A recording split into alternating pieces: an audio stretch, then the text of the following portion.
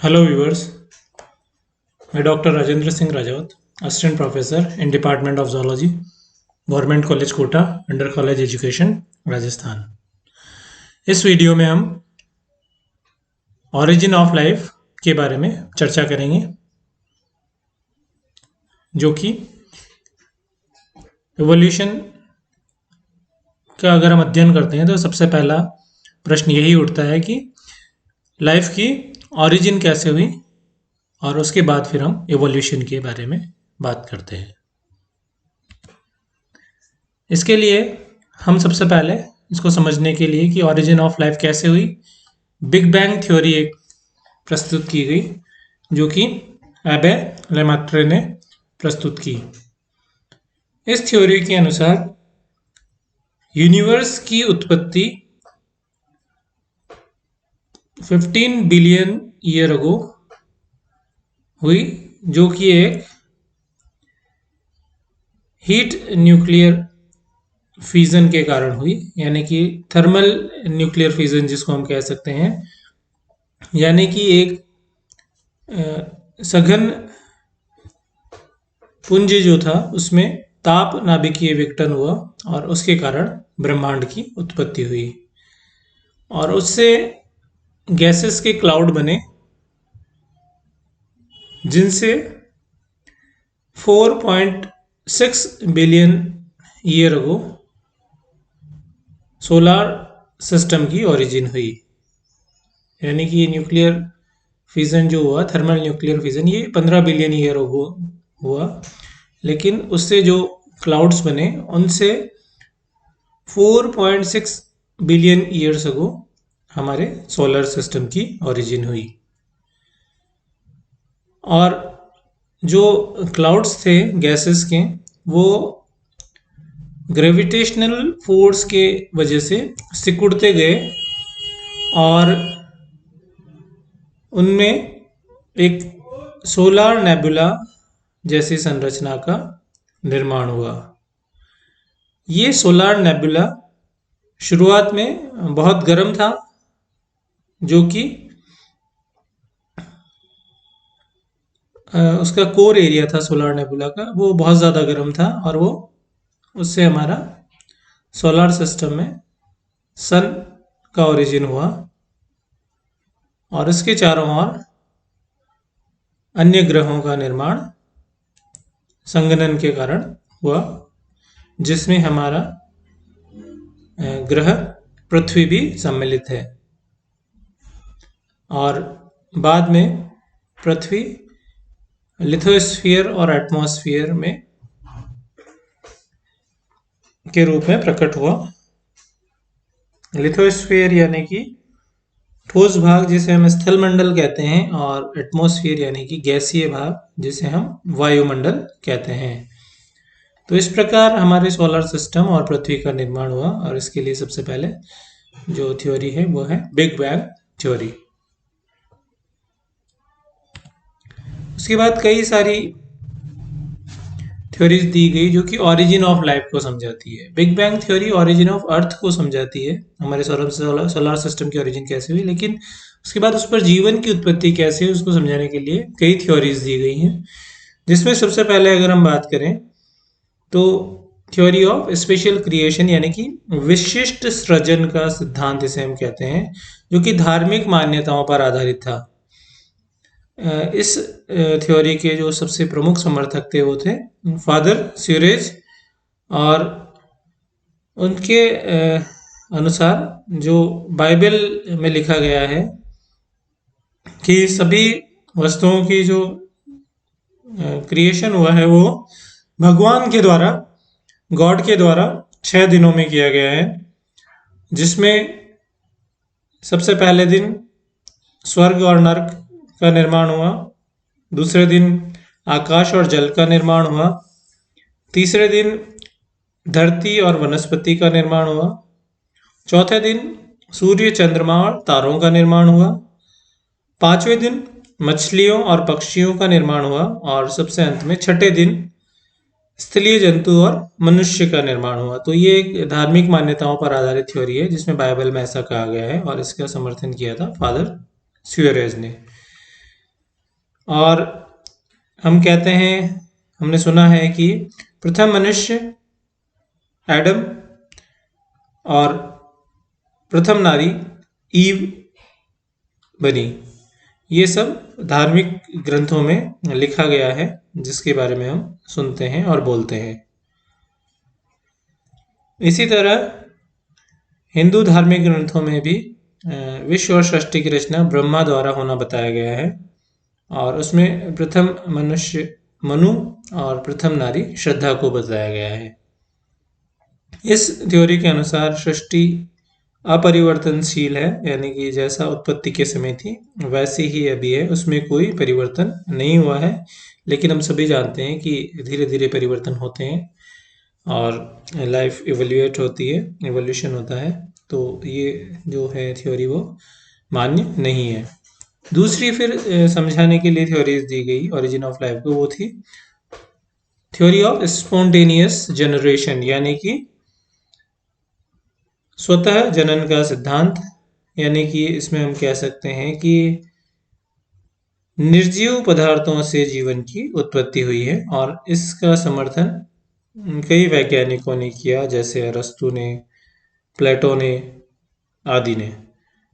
और इसमें बताया गया है कि नील नदी के कीचड़ पर प्रकाश की किरणें गिरने पर उससे जीव जंतुओं का निर्माण हुआ, और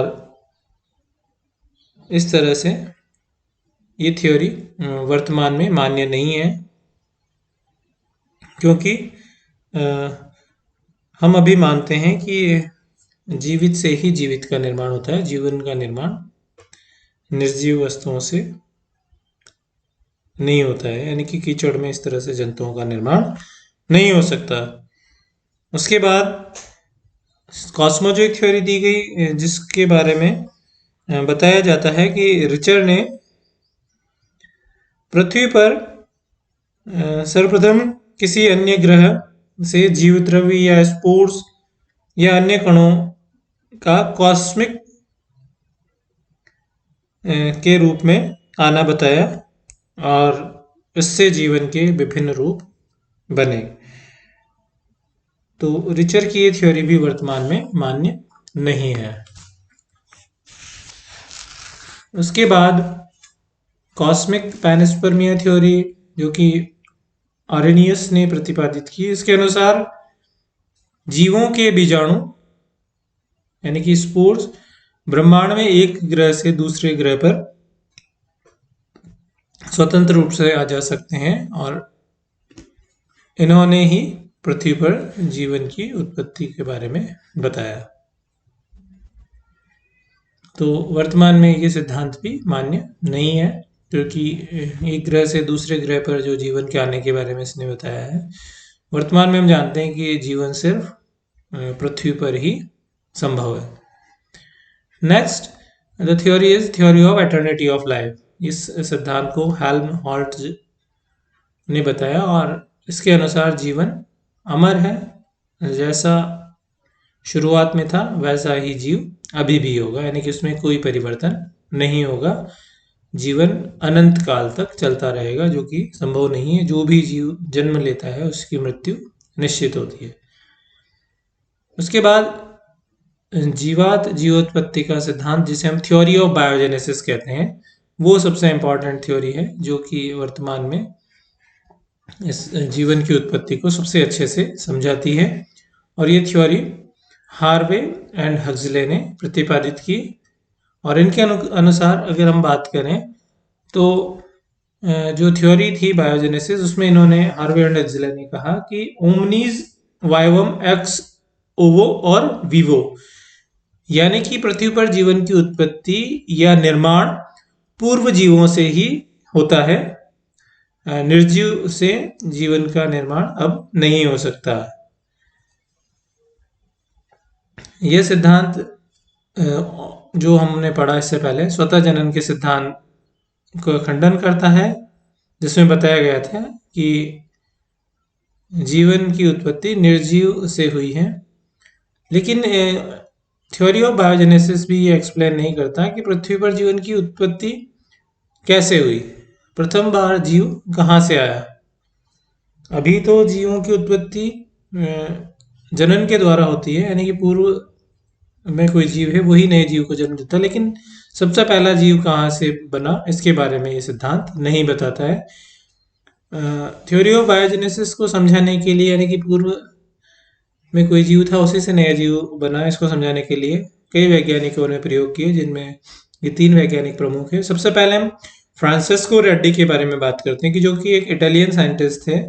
इन्होंने 3 जार लिए और उनमें पका हुआ मांस रखा, और एक जार को खुला रखा और दूसरे को पर्चमेंट द्वारा ढका, तथा तीसरे को वायुरोधी बना दिया, एयर टाइट बना दिया, और देखा कि खुले जार में ही मैगेट का यानी कि लार्वा का निर्माण हुआ, जो कि बंद जारों में मांस पर कोई मैगेट नहीं बन पाया।